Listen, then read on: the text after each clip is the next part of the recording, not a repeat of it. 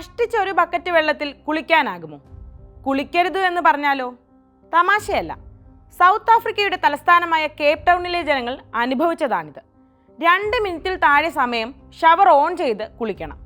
ഒരു ബേസിനിൽ അതേ വെള്ളം ശേഖരിച്ച് ടോയ്ലറ്റിലേക്കും മറ്റും ഉപയോഗിക്കുകയും വേണം. 2015-18 കാലഘട്ടത്തിലായിരുന്നു ഇത്. അന്ന് പുറത്തു വന്ന ഒരു പഠനം പറഞ്ഞത് 2030ഓടെ ലോകത്തിലെ മറ്റ് 11 നഗരങ്ങളിൽ വെള്ളം കിട്ടാക്കനിയായി മാറുമെന്നാണ്. ആ ലിസ്റ്റിൽ രണ്ടാമതുണ്ടായിരുന്നത് ബംഗളൂരു ആയിരുന്നു. മറ്റൊരു കേപ്പ് ടൗൺ ആകുമോ ബംഗളൂരു?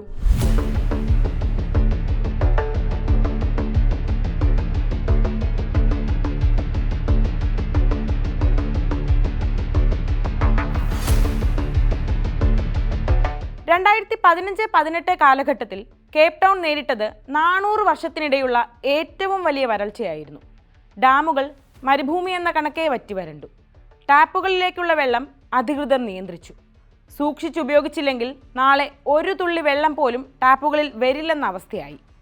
ജനങ്ങൾ ക്യാനുകളുമായി നഗരവീഥികളിൽ ക്യൂ നിന്നു, പൊതു ടാപ്പുകളിൽ നിന്ന് വെള്ളമെടുക്കാൻ.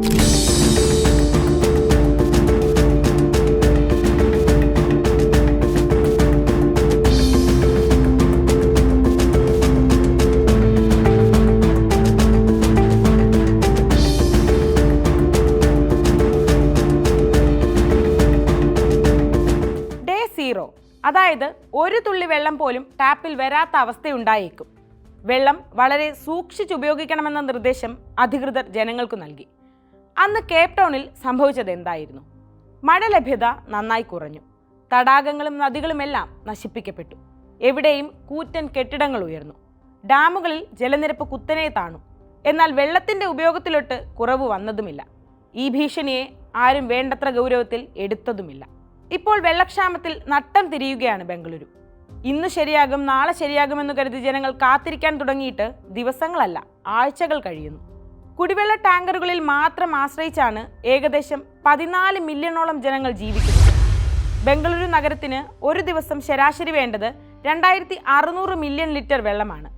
ഇപ്പോൾ ഇതിൻ്റെ 20%, അതായത് ദിനം പ്രതി 500 മില്യൺ ലിറ്റർ വെള്ളത്തിൻ്റെ മാത്രം കുറവേയുള്ളൂ എന്നാണ് മുഖ്യമന്ത്രി സിദ്ധരാമയ്യ പറയുന്നത്. ജനങ്ങൾ പറയുന്നത് അതിലും കൂടുതലെന്നും. അല്ലെങ്കിൽ കുടങ്ങളുമായി ഞങ്ങൾക്കിങ്ങനെ വഴിയരികിൽ കാത്തു നിൽക്കേണ്ടി വരില്ലല്ലോ എന്നാണ് അവരുടെ ചോദ്യം. അതിനൊട്ട് മറുപടിയില്ല താനും. ജലക്ഷാമം അക്ഷരാർത്ഥത്തിൽ ബംഗളൂരുവിൽ വില്ലനായിരിക്കുകയാണ്. IT മേഖലയിലും നിർമ്മാണ മേഖലയിലും പ്രശ്നങ്ങൾ ഉണ്ടാക്കുന്നുണ്ടെങ്കിലും ഏറ്റവും പെട്ടെന്ന് ഇത് ബാധിച്ചത് റിയൽ എസ്റ്റേറ്റ് രംഗത്തെയാണ്. ഇന്ത്യയുടെ സിലിക്കൺ വാലിയിൽ ഭൂമി സ്വന്തമാക്കാൻ ആഗ്രഹിച്ചവർ ആ തീരുമാനം ഒന്നുകൂടി ആലോചിച്ചെടുക്കാമെന്ന നിലയിലേക്കെത്തി. ലോക്കൽ ബ്രോക്കർമാർ പറയുന്നതനുസരിച്ച് ഇൻവെസ്റ്റർമാർ മറ്റ് സ്ഥലങ്ങളിലെ പ്രോപ്പർട്ടികളിലേക്ക് ശ്രദ്ധ കേന്ദ്രീകരിക്കുന്നു. വീട് വാങ്ങാൻ ആഗ്രഹിക്കുന്നവരാകട്ടെ ജലലഭ്യത ഉറപ്പുള്ള ഗേറ്റഡ് കമ്മ്യൂണിറ്റികൾ മാത്രം നോക്കുന്നു. ജലക്ഷാമമുള്ള ഇടങ്ങളിൽ വാടകയിൽ 10 മുതൽ 15% വരെ ഇടിവും സംഭവിച്ചേക്കാമെന്ന് റിയൽ എസ്റ്റേറ്റ് രംഗത്തെ വിദഗ്ധർ പറയുന്നു. പ്രശ്നം ഇത്ര രൂക്ഷമാണ്. സർക്കാർ എന്തു ചെയ്യുന്നു? വെള്ളക്ഷാമത്തെ നേരിടാൻ അരയും തലയും മുറുക്കി സർക്കാർ ഇറങ്ങിയിരിക്കുകയാണ് അവിടെ. അപ്പാർട്ട്മെൻറ്റുകളിലേക്കും ചേരികളിലേക്കുമെല്ലാം ടാങ്കറുകളിൽ വെള്ളം എത്തിക്കുന്നു.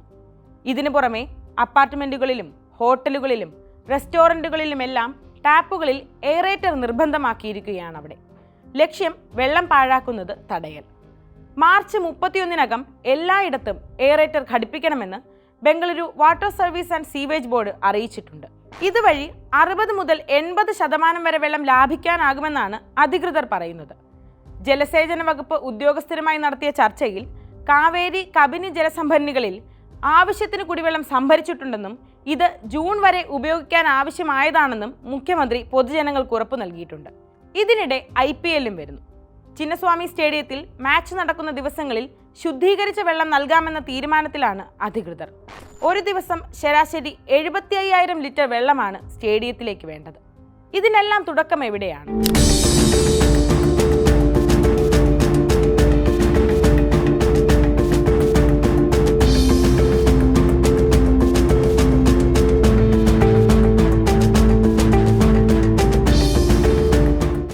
വർഷങ്ങൾക്ക് മുൻപ് ബംഗളൂരു ഇങ്ങനെയായിരുന്നു.